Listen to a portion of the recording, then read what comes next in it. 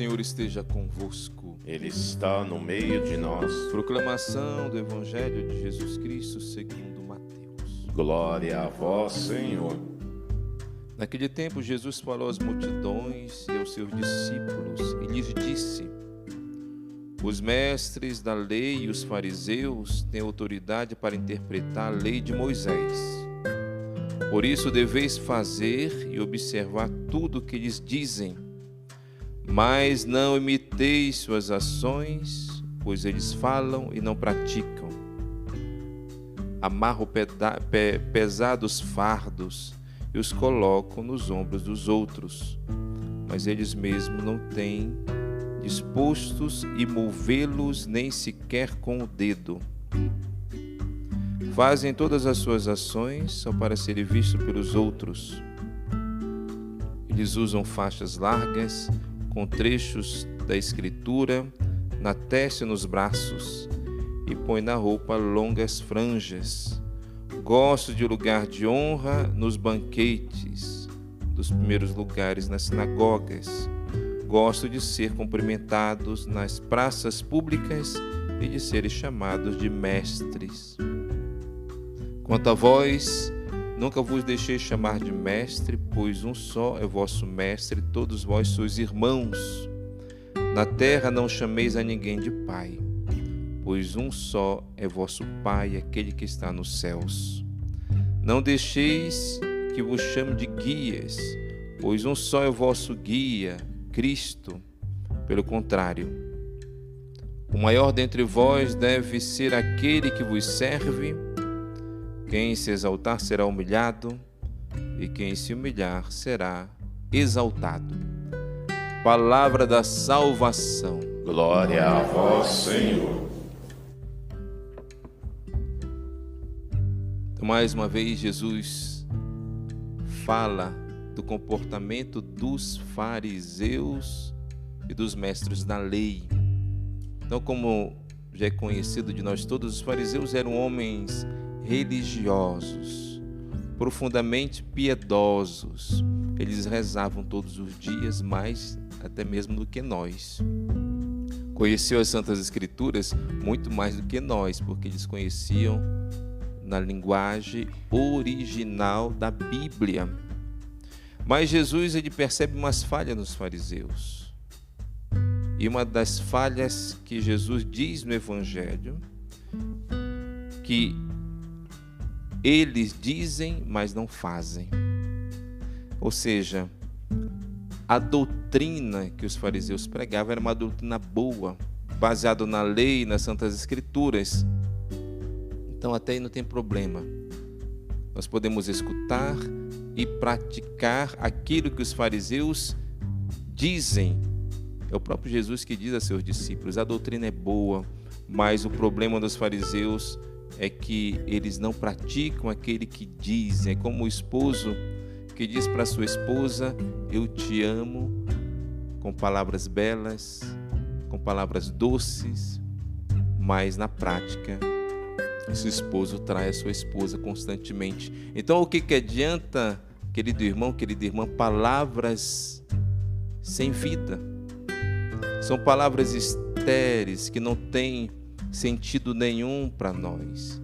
As nossas palavras devem ser acompanhadas com atos, com a vida, porque nós somos discípulos de quem? De Jesus, a palavra que se fez carne, ou seja, a palavra que se fez concreto, a palavra que se fez vida. E para nós cristãos, isso é uma regra de ouro. Eu falo, eu dou conselhos, mas ao mesmo tempo eu tenho que viver. Quantas das vezes os pais já tiveram essa experiência com os filhos, né? Que os filhos cobram os pais. Quando o pai diz: come, reza, e o filho diz: não, mas você não reza, você não vai à missa. Quantos pais já tiveram essa experiência? Esse menino vai para a igreja, esse menino não vai para a catequese, mas o próprio pai não dá o exemplo, porque esse conselho, essa ordem, essa palavra é uma palavra estéril, que não está ligado com a vida, porque o que atrai, o que arrasa, o que arrasta As pessoas, para terem um bom comportamento, é quando nós vivemos aquilo que nós falamos. Então, primeira coisa, querido irmão, querida irmã, nós, ao lermos as Santas Escrituras, temos que estar impregnado da palavra de Deus.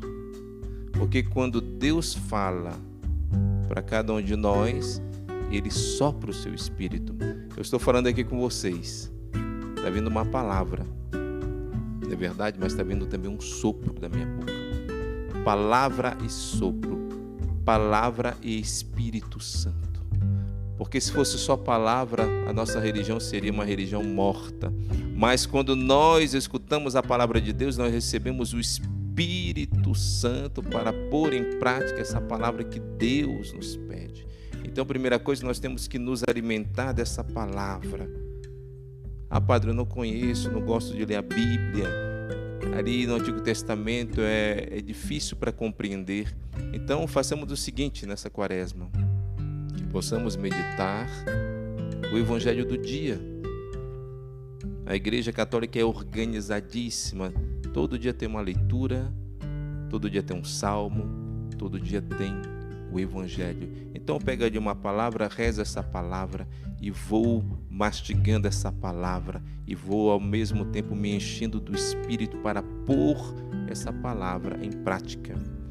E nós temos a alegria também de nos aproximarmos da Eucaristia, ou seja, o Deus que me fala é o Deus que se dá na Eucaristia. Jesus acabou de me falar, Ele me deu um conselho, Ele me mostrou o caminho. Eu vou receber Jesus na Eucaristia para ter a força de fazer aquilo que Ele pede de mim.